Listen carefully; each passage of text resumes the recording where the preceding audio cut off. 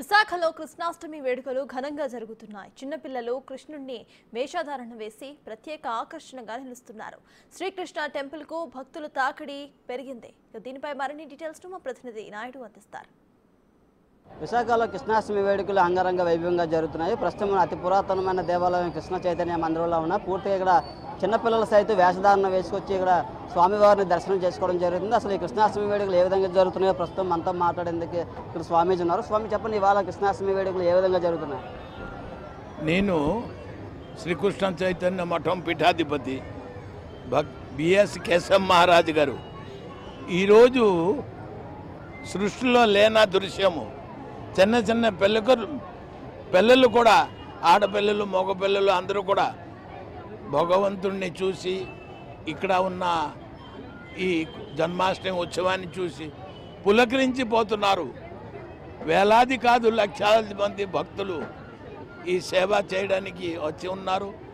జిల్లా పరిషత్ వద్ద కృష్ణ చైతన్య మఠ ప్రాంగణంలో భక్తి ప్రపత్తితో ఆబాల వృద్ధ వనిత అందరూ కూడా వచ్చి స్వామిని దర్శించి ఈ డెకరేషన్ ఇటువంటి ఆభరణం కళ చిన్న చిన్న పిల్లలు అందరూ కృష్ణ వేషాలు గోపిక వేషాలతో అందరూ కూడా వచ్చి కృష్ణుణ్ణి దర్శనం చేసి అందరినీ కూడా ఆనంద ఇవ్వాలి అని ఏదో గేటు దగ్గరికి వచ్చేసారు.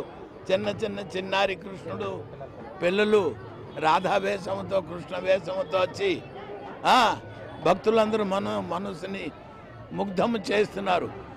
కాబట్టి భక్తులందరూ ఇప్పటికే లక్షాది మంది జనం, సాయంకాలం విపరీతమైన జనం పెరుగుతారు.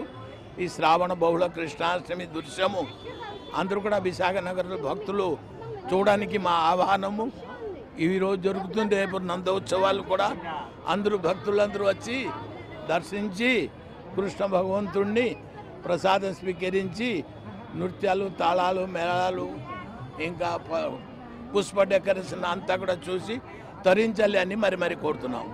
చూడొచ్చు, పూర్తిగా చిన్నపిల్లల సైతం కృష్ణుడి వేషధారణ వేసి పూర్తిగా ప్రత్యేక ఆకర్షణగా నిలుస్తున్నారు. అలాగే గోపికల వేషం కూడా వేసి ఇక్కడ స్పెషల్ అట్రాక్షన్గా నిలుస్తున్నాయి. అయితే ప్రస్తుతం పెద్ద ఎత్తున ఉదయం నుంచి భక్తులు ఇక్కడ పీఠానికి వచ్చి స్వామివారిని దర్శించుకోవడం జరుగుతుంది. అతి పురాతనమైన దేవాలయం, పూర్తిగా ఇది జిల్లా పరిషత్ సమీపంలో ఉండడంతో అత్యధికంగా లైన్లో కూడా ఉన్న పరిస్థితి మనం విజువల్స్లో చూడవచ్చు. పెద్ద ఎత్తున భక్తులు అయితే ఇక్కడికి వచ్చి స్వామివారిని దర్శనం చేసుకోవడం జరుగుతుంది. కృష్ణాష్టమి వేడుకలు విశాఖలో అంగరంగ వైభవంగా జరుగుతున్న పరిస్థితి అయితే మనం విజువల్స్లో కూడా చూడవచ్చు. పూర్తిగా ఉదయం నుంచి కూడా నిత్యం రద్దీగా ఉన్న పరిస్థితి ఉంది. భక్తులు పెద్ద ఎత్తున వచ్చి స్వామివారిని దర్శనం చేసుకోవడం జరుగుతుంది. చూడవచ్చు మన విజువల్స్లో పూర్తి కొబ్బరికాయలు కొట్టి లైన్లో ఎక్కువగా ఉన్న పరిస్థితి అయితే మనం విజువల్స్లో కూడా చూస్తున్నాం. అలాగే ఈ కృష్ణాష్టమి వేడుకలు విశాఖలో చాలా చోట్ల అయితే జరుగుతున్న పరిస్థితి ఉంది. చిన్నపిల్లలను సైతం ఎత్తుకొని వచ్చి పూర్తిగా తీసుకురావడం జరిగింది పెద్ద ఎత్తున.